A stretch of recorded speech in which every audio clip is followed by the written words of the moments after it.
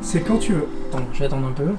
Alors, par exemple, je vous l'ai dit au début de la vidéo, on peut changer l'apparence des icônes, on peut déverrouiller par reconnaissance faciale ou avec l'empreinte digitale sous l'écran. Et puis il y a aussi le mode de conduite intelligente qui est super pour ne pas être déconcentré quand on utilise son smartphone comme un GPS, aussi bien pour la navigation que pour la création de raccourcis. Enfin bref, il y a énormément de choses qui sont possibles grâce à ColorOS 7. Et ce qui est top, c'est que cette mise à jour vers la version 7 de ColorOS, qui est disponible sur les Oppo, mais aussi disponible sur les anciens appareils.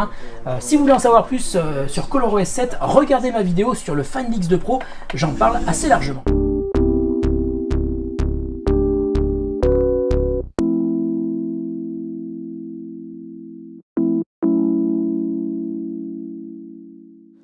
Bonjour Nicolas. Salut Omid. Donc merci de nous accueillir encore à V43, ce bel incubateur. Exactement. Ouais.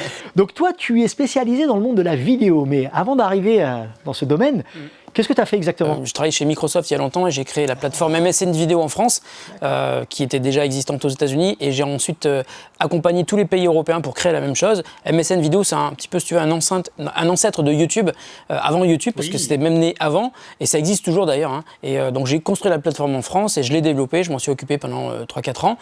J'ai eu un autre poste chez Microsoft, ensuite je suis parti, j'ai travaillé dans quelques startups qui avaient toujours un lien avec la vidéo en ligne, et ça me plaisait beaucoup.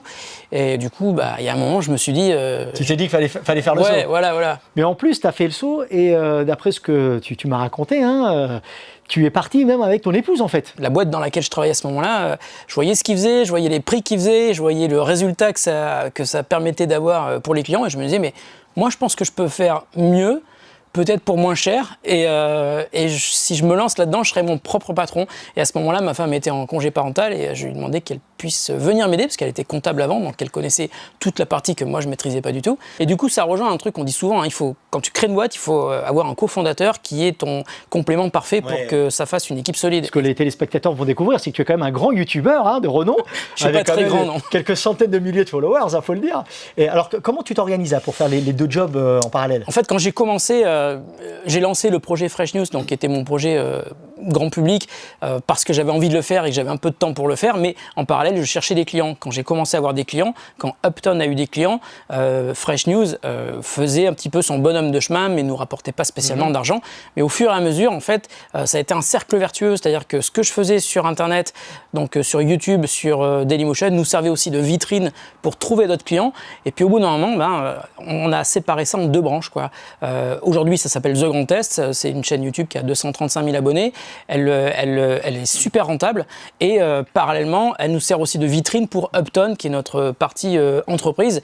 Et donc, on a des clients historiques comme Orange, La Poste, Gamme Vert. Bien sûr, parce que voilà, alors moi, je me suis abonné à ta chaîne. Et ce qui est intéressant, c'est que tu testes de tout, en fait, pour le grand public. Alors, en fait, ce que j'essaye de faire, c'est de tester des produits en tant que consommateur. C'est-à-dire, j'essaye d'avoir un œil hyper critique envers les produits que je teste. Donc, s'il y a des trucs qui vont pas, je le dis aussi.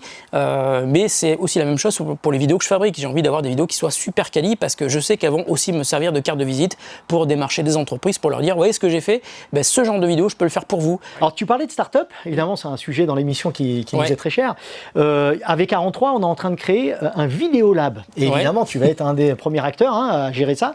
Est-ce que tu peux nous montrer la salle, là, comment ça va marcher? Ouais, bien sûr, on y va.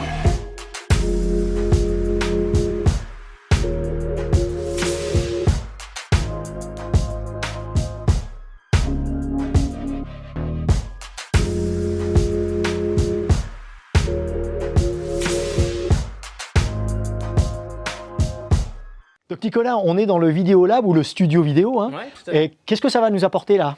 Écoute, d'ailleurs c'est marrant qu'on soit là, parce qu'on a tourné notre premier tournage client ici, c'était avec Ford. Il y a une semaine, on a fait une pub pour leurs réseaux sociaux. En fait, c'est un studio qui va nous permettre de tourner des émissions pour nos clients, mais aussi pour toutes les entreprises qui, peut-être dans la zone, tu vois, de Vélizy, vont avoir besoin d'un studio. Il n'y a pas d'autre studio ici. Donc ici, on a un fond vert, parce que dans le tournage Ford qu'on a fait il y a quelques jours, c'était sur fond vert.